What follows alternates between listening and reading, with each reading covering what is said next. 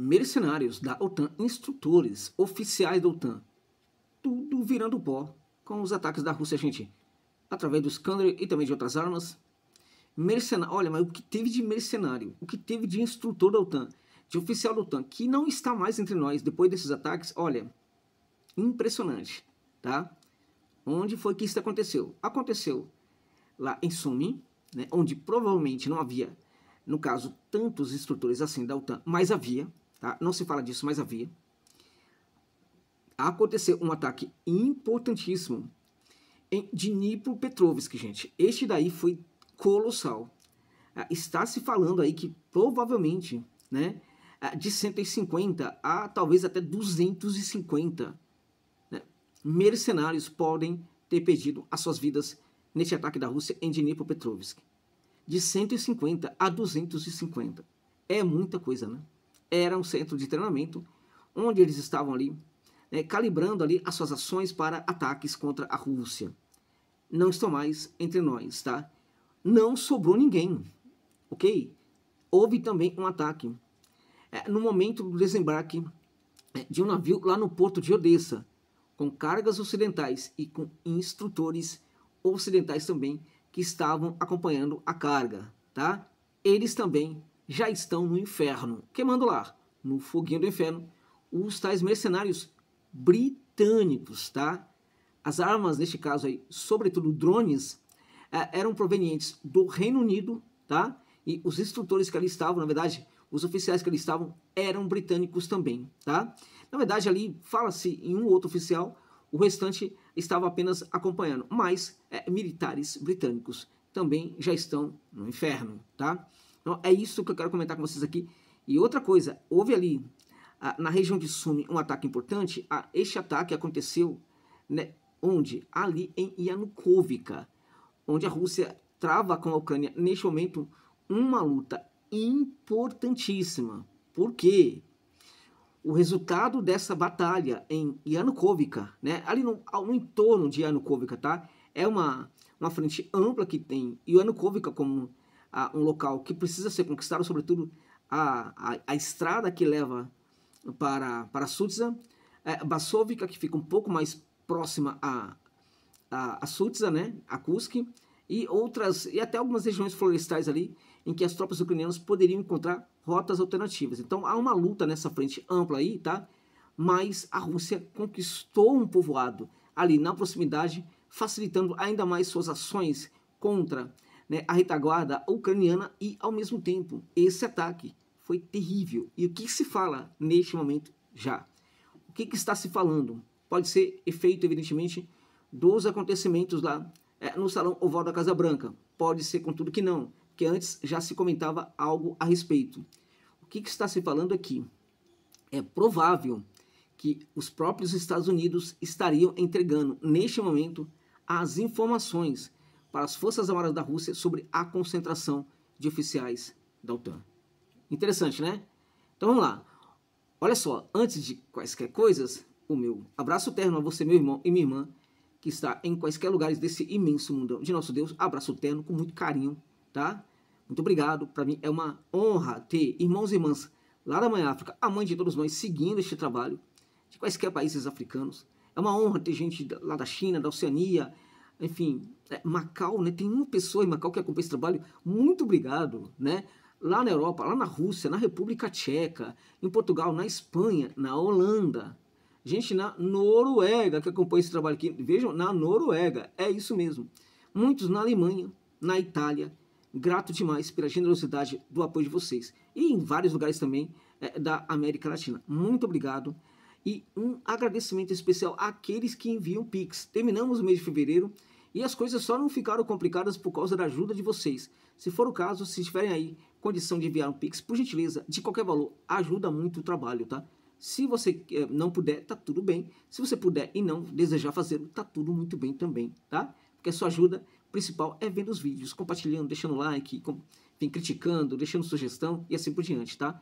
Muito obrigado por tudo, meus amigos, minhas amigas. Um ótimo mês de março para todos nós, tá bom, gente? É isso, vamos lá, ó.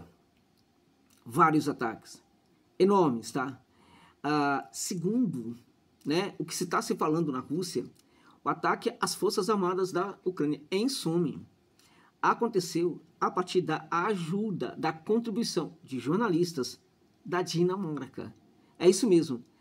Jornalista da Dinamarca, a mídia dinamarquesa teria ajudado a Rússia nesse ataque poderoso que aconteceu ali em Yanukovka, tá? Na região de Sumi, perto da fronteira com a Rússia. Conforme o que foi relatado, tá? Correspondentes ali, um fotógrafo também, uma jornalista e um fotógrafo estavam fazendo publicações constantes ali naquela localidade, tá? Relatando ali a operação militar especial, relatando as ações de um lado e de outro. Isso aconteceu de 20 a 25 de fevereiro. O que fez o monitoramento russo? Começou a estudar aquelas imagens, tá? Ao analisar as imagens, os russos notaram a entrada da sede das Forças Armadas Ucranianas lá na vila de Yanukovka, tá? Então, essas imagens foram entregues para o sistema de ataque Iskander-OT, né, RK, né, que, enfim, fez um ataque poderoso ali com o míssil Iskander naquela situação típica do Iskander. Joga um, aí quando, né, as pessoas que ficaram vivas estão tentando se recuperar, né, ou ajuda está chegando, chega o segundo Iskander, tá? O que ficou aí vivo? Nada. Não ficou nada vivo. Quem que estava lá? Havia muita gente ali. Até porque era uma sede, tá? Ali das Forças Armadas Ucranianas lá em Yanukovka. Um quartel-general que foi formado ali, né? Para, enfim, pensar a guerra, né? E também para distribuir equipamentos militares, tudo que você imaginar, para Kursk, tá? Então, era um quartel-general importantíssimo, só que ninguém sabia. Por quê? Nem os habitantes locais sabiam, né, dessa localidade. Os jornalistas, eles receberam autorização para filmarem, né, naquela região. Foi justamente essas filmagens que entregaram, né, o local onde estava a sede do quartel-general ucraniano Yanukovka. Como era um quartel-general, a possibilidade de ter perdido a Ucrânia, muita gente, muitos soldados e inclusive ali, alguns oficiais estrangeiros nesse ataque, é realmente uma hipótese muito válida, tá? Alguns já estão falando aí que, de fato, o movimento de ambulâncias no local dá a entender que a coisa foi muito séria, tá? Muito, muito grave mesmo. Então foi um ataque importante que a Rússia fez, muito bem sucedido, tá? Mortos em Dnipropetrovsk, um outro ataque poderoso da Rússia, tá? Militares russos, simplesmente... Gente, olha só, deixa eu contar para vocês. Não é que foram 150 militares ucranianos, tá, que foram eliminados. Não, foram 150 militares ucranianos que foram mortos, tá? Incluindo 30 instrutores estrangeiros, tá? Em um campo de treinamento lá na região de Dnipropetrovsk. Presta atenção onde estão acontecendo esses ataques russos. Lá na região de Dnipropetrovsk, segundo informações do Ministério da Defesa. A tripulação Iskander, novamente entrando em ação, né, atacou o campo de treinamento militar ucraniano em Novomorkovsk, né, Novomorkovsk, que fica na região de Dnipro, né, onde militares da 57ª Brigada Mecanizada das Forças Armadas Ucranianas estavam em treinamento, tá? Foi um momento, assim, um momento mais benéfico, digamos assim. Era um momento ali em que todos estavam treinando e os oficiais comandando, né? O que se fala, gente, é que foi no mínimo 150, mas algumas fontes já relatam que pode ter sido até 250 militares mortos neste ataque com Iskander, tá? É inacreditável. Um único ataque, né? Você tem mais de 150, vamos colocar 150 militares mortos. Quanto aos instrutores estrangeiros, tá? Também no mínimo 30, ou seja, 30 mercenários oficiais da OTAN que foram eliminados deste mundo com esse ataque ali na Rússia, tá? Ali na Ucrânia, tá?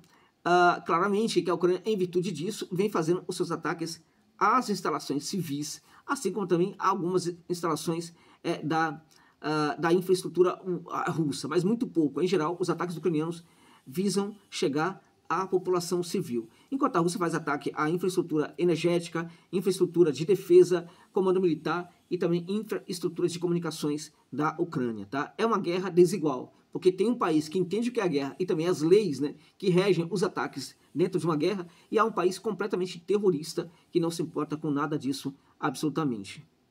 outro ataque poderoso da Rússia, tá? Um navio transportando carga militar e também mercenários britânicos, tá? Das Forças Armadas da Ucrânia foi atingido lá em Odessa, segundo o Sergei Lebedev, que é o representante da resistência ucraniana em Nikolaev, tá? O coordenador deste movimento de resistência lá em Nikolaev, tá?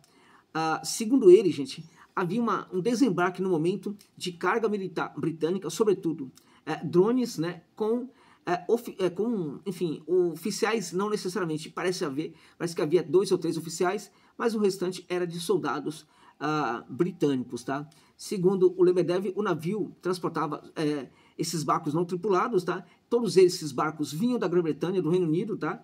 Assim como também os militares que ali estavam no navio, tá?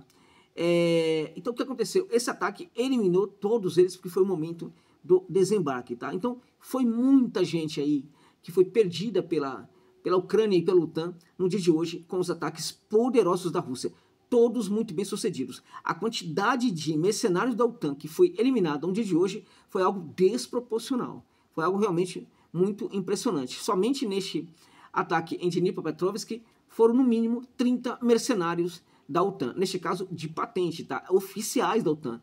Né? A gente teve também, em suma, oficiais ali, mas sobretudo soldados, e neste navio aí, neste ataque ao navio em Odessa, tivemos também 2 ou 3 oficiais que foram dessa para uma pior, presumo, né, e espero, e também outros soldados da OTAN, tá? Então, de fato, foi uma jornada muito bem sucedida das Forças Armadas da Rússia, meus amigos e minhas amigas, tá?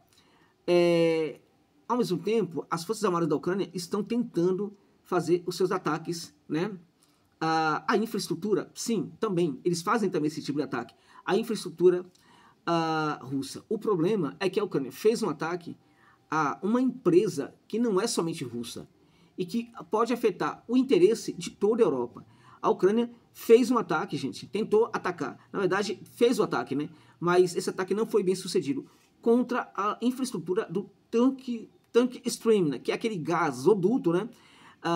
Que leva gás hoje para a Europa, né? Um gasoduto turco e russo, né? Que passa por Bulgária, Hungria, tal, levando um gás para a Europa. Já é um gasoduto que não consegue repor todo o gás que outros gasodutos entregavam para a Europa, mas que quebra um galho, digamos assim, né? A Ucrânia tentou, gente, atacar uma estação de compressão, né, do tank stream, né? O ataque aconteceu com UAVs kamikazes, né? A infraestrutura de transporte ali na região de Krasnodar, né? A equipe de defesa das Forças Armadas da Rússia conseguiram abater os 3 drones, né, de ataque na noite de hoje, lá na Ucrânia. De ontem para hoje na Ucrânia, tá? Na madrugada, na verdade, ok?